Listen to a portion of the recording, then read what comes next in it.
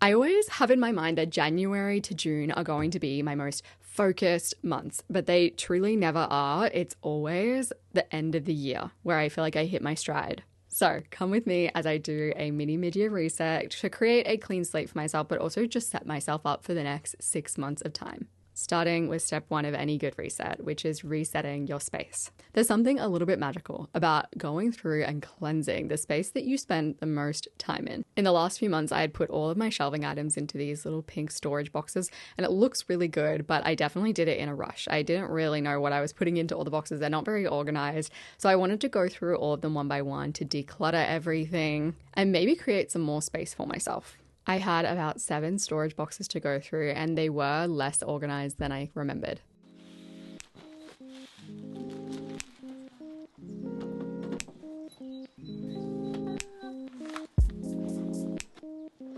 The whole cabinet is clear. I'm going to start with taking out this box of winter boots that's just been sitting there. Winter has officially kicked off, but honestly, it's been winter weather for at least a month. I could definitely have been wearing these. I love these shoes so much. Something I did this year that's been really helpful is I bought winter things when it was summer. So I bought these scarves when they were on sale because no one's buying scarves in summer. And the reason I did this is because last year it got to winter and I was like, I have nothing to wear. So I wanted to be really prepared when winter came this year.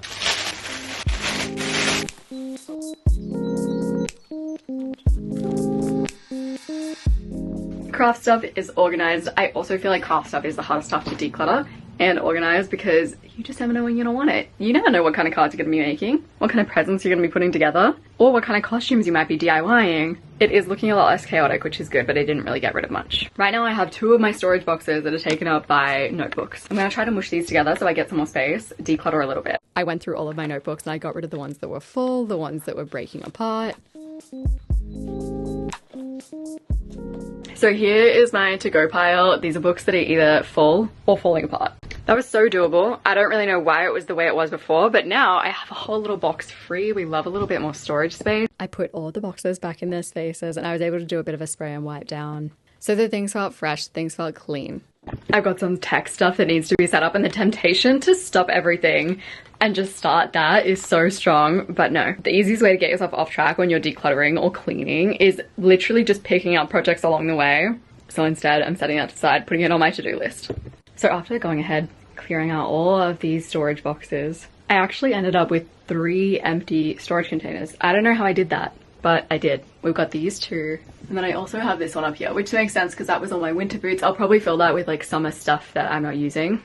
And on the floor I have 1 thing to donate, cause to sort out, things to rehome, to sell, to throw away. That keyboard is fried. I spilled water all over it. It was devastating. Before I move on to any other part of my room, I'm going to get those piles sorted because I don't want to leave my future self a mess to clean up. One of the easiest ways to overwhelm yourself when you're decluttering is by not cleaning as you go. And I've done this to myself enough times to know that it's a pain point for me. If I leave things all over the floor for my future self ends up feeling really overwhelmed, and it's better to do it when those things kind of feel fresh in your mind. So I cleared the floor and then I got started on my drawers, the notorious drawers. To make it easy for myself, I decided to just do a set of drawers at a time. Usually I pull everything out at once, and today I just was not in the mood for that. I was like, no, I need to keep it simple and easy, and focusing on one little area at a time is definitely a better fit for my brain. I was able to do a little spray and wipe inside of my drawers and freshen them up, and then I put everything that I was keeping back in. As you can see, my drawers were a little bit overstuffed. I'm still using the KonMari way of folding, life-changing, would never go back, but even still, things needed to go. And once I did a bit of a declutter, I was able to put things back in a way that felt comfortable and made my space feel just that little bit more reset. This is my to donate pile. A lot of it is quality, isn't what I wanted. Honestly, a lot of the stuff that's quality I didn't want is actually thrifted. Some of it's about colors that I was like, yeah, no, that'll totally work, and then it didn't. And other things are just fit and vibe. Then this pile is my to store pile because it's all of my summery clothes, my short exercise pants. There's ones that I'm never gonna get out while it's winter. My sock drawer is a mess, and it's also sometimes really hard to open because I keep my hairstyling tools in there. So since I have some empty storage, I'm going to put my hairstyling tools in that. That'll clear up so much space for all of my socks. This is the sock drawer. I think it's slowly become a miscellaneous drawer. So I took everything out and I managed to rehome all of my hairstyling equipment. So they were in one of those pink tubs, which works perfectly because I don't actually use my hairstyling equipment as much. My socks, on the other hand, I use a lot. And this made my sock drawer feel so clean and clear. And that sounds really silly, but you know, in winter, you're using your sock drawer every day when it's hard to open and it's just stuffed to the brim. It makes a difference. It's like a little 1% improvement. Next up, I went through my wardrobe, which is where I keep all of my shirts, any dresses, any singlets, and my shoes. If you're thinking of doing a bit of a mid-year declutter, I'm going to have a bunch of questions listed on the screen to help you to do your declutter and make it a bit easier for you. I've got all my winter stuff that still needs to come out. I actually do need to clear space here. I need more coat hangers. I love, like, adore this top and it looks so skimpy on me. I struggle to wear it just because of how skimpy it is, and I'm usually very pro skimpy. I find skimpy more comfortable in the summer. This is just like the tiniest bit too skimpy. I'm just not sure if I should keep it for times where I can wear a cardigan over it, but then that just doesn't feel right. Oh, that's a hard choice. This is a hard choice. Okay. I'll keep it for the winter. If I do not wear it at all this winter, it has to go. This is going because it's changed color. I must have washed it with darks or something because it's gone this weird like gray toned yellow. This is another top I'm obsessed with. I wore it in an Instagram post a while ago. I love it. I love the color. It is the most inconvenient thing to wear. This thing rises and you end up like everything out. It makes me so sad though. This one is so tight, like around my chest area, that I'm like, it's so uncomfortable to wear. Same with these, so uncomfortable. I just need to let them go, even though I love them for especially under clothes. These look so cute, but they're so uncomfortable. I feel like especially when you film yourself and you see yourself wearing all of your tops and you see how they like sit on your body so crisply, you really start to be like, oh no, I don't like that very quickly with certain tops. And this one is cute. Once again, it's just so skimpy. I used to be so chill about wearing this kind of thing out and about without anything on top, and now I'm like, no, I don't think I can do it.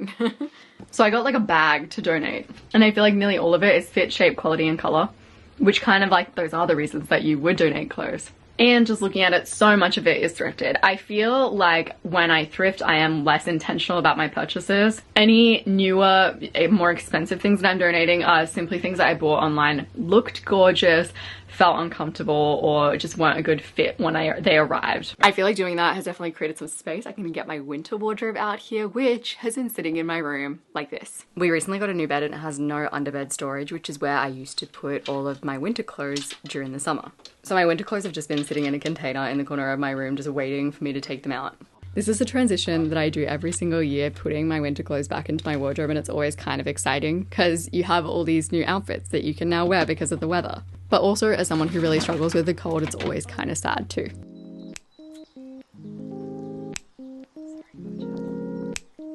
This is all of my keep stuff, my classics that I've had for like years. A lot of that ended up going in the donate pile. This is my donate pile. It looks really big, but it's mostly winter stuff, so it's not really that much physically. The last thing in my physical space that I really want to reset is this little corner of my room. It's a disaster. Sometimes I feel a little afraid to open it, so I'm going to start taking things out. To make decluttering this space easier, I took everything out of its space and I actually ended up putting a lot of it on the bed. And I had a bed full of all this tech equipment that had been stored. I had built that little corner up in my head to take, I was like, that's gonna take forever. That took me 10 minutes max. Can you see that? Yeah. It's hard to see inside of it, but it looks much better. There's way less in it and it's more organized. And from there, I moved on to mentally resetting. When it came to the mental reset side of things, setting my goals, deciding on my intentions, I did that over a few days or over a week really at different times. I think sometimes you need to sit with things. You need to see how things feel. You need to try things on, especially when it comes to goals and intentions and your vision. It's not usually something that you can just sit down and sort of decide in an hour. The first thing I wanted to do in my mental reset was less focused on the goal setting intention side of things and more focused on just creating more fun and novelty in my life. If you haven't been able to tell just based on the vibe of this entire vlog, lately I have been truly in my hermit era. At some point, I feel like it was the start of this year, the pendulum just swung. I was in my community era, I was meeting new people, I was going out all the time. At that point in time, I really had this mindset of like, okay, I'm gonna add some new friends to my roster, like add some new vibes to my world. And now I'm really in the opposite era of like, okay, I am at capacity. And my life really has looked just like this. Like me here, Luna beside me, my laptop in front of me. And I can kind of just feel myself like resisting doing anything different and new. And it's time to change things up. It's time to rectify this situation. It's time to get out of my cozy little bubble. And we're gonna do things different. So to make this problem a bit more actionable, I asked myself the question, when have I been at my best when it comes to fun in my life? And what was I doing differently then? The weird answer to this question was I created and used lists. I used to diligently every week go into my list of fun things that I wanted to do and I would plan them in. I'd message someone and make plans. And it sounds kind of boring, like a boring way to approach fun, but it really worked for me as someone who's not spontaneous. But at one point I just stopped doing that for whatever reason. Instead of reinventing the wheel, I decided to just revamp the wheel with what had worked before, and I made a Notion template to help. This is my Design Your Week page. On the first tab, I have a bunch of experience inspiration, things that I want to be doing on my weekends that are like not crazy, like painting in the park with Anna, reading in the park with Luke. None of this is wild, but it's also not like going to the same cafes that I always go to or just doing the same things that I always do. This is kind of like exactly what I used to do. I used to just have a list of things that I was like, yep, I want to do this like random experience. And then I would just every week message someone and be like, okay, do you want to do this with me? The next tab is kind of random. I don't know. We'll see where we go with it. But these are my 1% theories. These are little theories that I'm like, I reckon if I tried that, it would have a significant but subtle improvement on my life. But it'd be easy enough to maintain that I would keep on doing it. I think occasionally I'll just pick a little 1% theory and give it a go. But we'll see how we go with that one. I'm a little unsure. The next tab is my movies tab. So I've filled this with a bunch of movies that I'm like, I think that would be good for my brain. I still remember ages ago reading a study, probably on university students, and they talked about highbrow and lowbrow movies and how everyone said, yep, way rather watch a highbrow movie. But then when it actually came to it, if it was like an in-the-moment decision, people are watching rom-coms. And people, and me, if I have to choose a movie last minute, I'm absolutely watching a rom-com. I kind of just want to pick a movie a week and be like, okay, this week I'm going to, watch that movie at some point during the week. Because while that isn't like getting out and about, it is creating a bit of novelty. The next tab is the books tab. I've also got an articles tab, an interesting podcast tab. Like I love having a good podcast to talk about, and it's just like, it breaks up the week. I listened to this really cool podcast this week that isn't my typical podcast. I've also got a meals to try tab, and I've got a Luke tab because Luke has been doing so many nice things for me lately, and I feel like I should also be doing nice things for him. So we've got a tab for that. I've got a crafty tab, crafts to try. Basically, I can go through this and I can tick the this week box and then it'll appear on this week. And then I can kind of treat it like a bingo board and be like, okay, well, what do I want to do today? Even though this format is new, this is kind of something that I have done before and it's worked for me before. I think what I'm going to do differently with this is I'm going to be very curated about it. So when it comes to experiences that I want to do, sometimes you do actually need to force yourself to go out of the house and enjoy yourself, like especially if you are a cozy comfort person. And I think it is a lot easier to find experiences that you're like, no, I'm really looking forward to that. Pull you out of the house. That's really what I'm going for. Same with, movies I want to watch and articles I want to read. I don't want to be drudging through my free time because I'm like, oh, got to-dos to tick off. Like, I don't want it to feel like that. I want it to feel like, oh, here are some like fun and interesting things that I had planned on doing this week. Which am I going to do today? I want it to feel fun and enjoyable, but it's still planned and intentional because I need it to be planned and intentional or it won't happen. I have the Calm Productivity Pack and it has all of my Notion templates for sale. This isn't there yet, but I'll use it for like a month or two, see how it feels, make tweaks and changes so that I can give it to you when it's at its best. If you want a few tools to help you on your mid-year reset, I have created my bundle packs where you can buy things like the Calm Productivity Motion Pack, which is the Notion pack that I use every single day that I am obsessed with. I've got my Life Map, which is like the most beautiful workbook for a fresh start. And the Best Year Ever workbook is perfect if you're like, you know what? I just want to plan. Give me a solid step-by-step plan that helps me to focus. For the next 7 days, all of those bundles are going to be discounted. So they're already discounted and you're going to get them even more discounted. The next thing that I really cared about in this mid-year reset was creating really crispy goals for the rest of the year. I wanted to feel really focused. So I've been really tossing up what goals do I want to focus on for the next 90 days, the next quarter. Because I know that the more focused I get, the more I end my quarter being like, yes, like that was such a good time. Whereas if I sort of scat about and I go from one thing and then I move to another and I don't put a lot of intentional thought around, okay, like what do I really want to focus on? I just end up scattered. It happens to the best of us. I used my life map to figure out what goals I wanted to focus on for the next quarter or the next 90 days. But I really used this kind of to figure out what goals I wanted to flirt with. I'm a big believer in checking the chemistry when it comes to your goals because it's very easy in the moment to be like, yes, this is going to be such a perfect goal for me. And then you kind of flirt with it, try it on, see if it's the right fit. And you're like, actually, that doesn't feel good for me, or it's not really getting me where I thought it would. I feel like the vibe is usually be very quick to pick your goals, whereas I have the mentality of slow to hire, quick to fire when it comes to goal setting. and giving yourself a bit of a grace period where you can try on goals and sense out what feels right.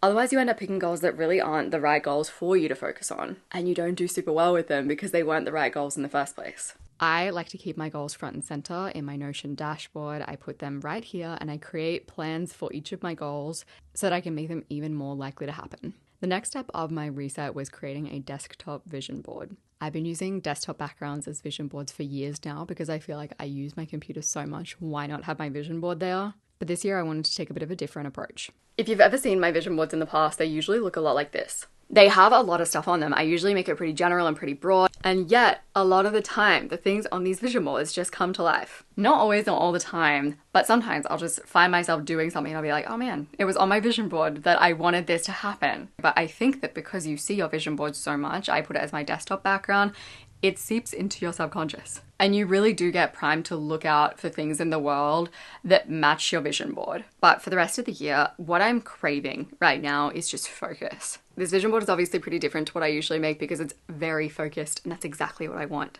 On it, I have 6 things. Number 1, publish my book. I'm already working on a book, but it's gonna be slow. I won't be publishing it this year, probably maybe next year or the year after, but I want it to sort of be there, present in my mind. Over here, I have my buy a home goal. I've been wanting to buy a home for a long time. This has been a goal for me for ages, but prices on the Gold Coast shot up to like over $1 million if you want to start a home, which I think has happened to a lot of places, but it really shot up after COVID. But now we have a deposit. It's happening in the next year or 2. Once again, like it's a longer term goal, but I want it there. I've got intentional weekends, which will be taken care of with my little design your week board. The next thing on this focus vision board, and I have put you on a tripod because my arm was hurting, is all about content. If you're not interested in like this channel or how I structure my YouTube stuff, so fair. I'm gonna put timeline points that you can skip to. I'm giving you all of like my potential possibilities and I want you to keep that in mind. This is like potential possibility world right now. If you haven't really been following me, I haven't been creating very much on here. I've been creating over on Grow With Intention, my podcast channel, kind of like niche little videos.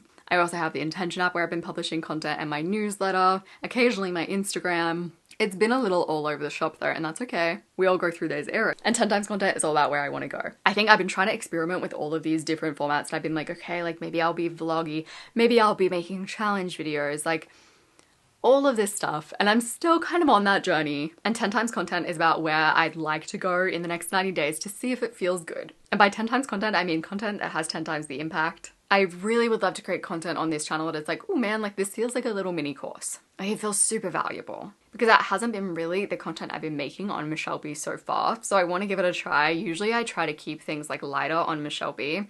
On Grow With Intention, I probably go a little bit deeper, even though the videos are quite short. And the next thing I want to try is doing a bit more vlog content, but we'll see about that. I think in the background, I've been like, okay, I need to do challenge content. I need to really switch things up. I don't really think that I need to switch things up so much as I need to make sure that everything that I create feels like it's super impactful. And it's like the kind of content that people watch and they're just like, oh, like that was really good. That really helped. Because if I'm not creating content like that, content that I'm like, oh, like I think that really like will hit for someone, it doesn't feel so good for me. Which moves us to the next parts of my vision board, the Intention membership and the 90-day club. And this is like a while off, but the Intention membership, I'm wanting it to be a bit more of a community vibe. I want to have courses that we're going through together and I want that to somehow link up to the 90-day club, which is kind of like 90-day goals, which is what I've always been about. Like I've made content about the life map, which has the quarterly goal setting in it. But in order to be able to create that kind of content, I'm also going to need to audit where I'm creating content elsewhere. I'm also conscious that I'm currently a team of 1. I'll probably be getting a video editor soon, even if just temporarily. So I need to really be intentional about where I'm creating content. I feel like I'm plagued with I want to do it all disease, which is the same disease that I feel like a lot of wonderful people that I know are plagued with. And I do a lot to manage it, and yet still sometimes it gets out of hand and I'm like, no, I want to do everything. This is my struggle. I want to be creating 4 podcasts a month as well as 2 videos over here and 4 newsletters and 5 posts on Instagram and also a program here and there, but like I physically am not capable of doing everything. So in the next, few months, I'm going to be trialing things out to sort of minimize work in some areas. And that is my life story. It's also what those last 3 things on my vision board are about. And I've gone ahead and created individual desktop backgrounds for each item on this very focused 6-thing vision board. I also like the fact that on this vision board, it's not all immediate stuff. Like I've got my book, I've got buying a home, and those are very eventual goals. I think if I was working on 6 things at one time, it would drive me crazy. Also, the Intention membership and 90-day club are kind of like one and the same. So I'm really focusing on 3 things right now. I'm feeling fresher, I'm feeling clarified, I'm feeling like I have very crispy goals for the next quarter. If you want a few tools to help you on your mid-year reset, I have created my bundle packs where you can buy things like the Calm Productivity Motion Pack, which is the Notion pack that I use every single day that I am obsessed with. I've got my Life Map, which is like the most beautiful workbook for a fresh start. And the Best Year Ever workbook is perfect if you're like, you know what, I just want to plan. For the next 7 days, all of those bundles are going to be discounted. So they're already discounted and you're going to get them even more discounted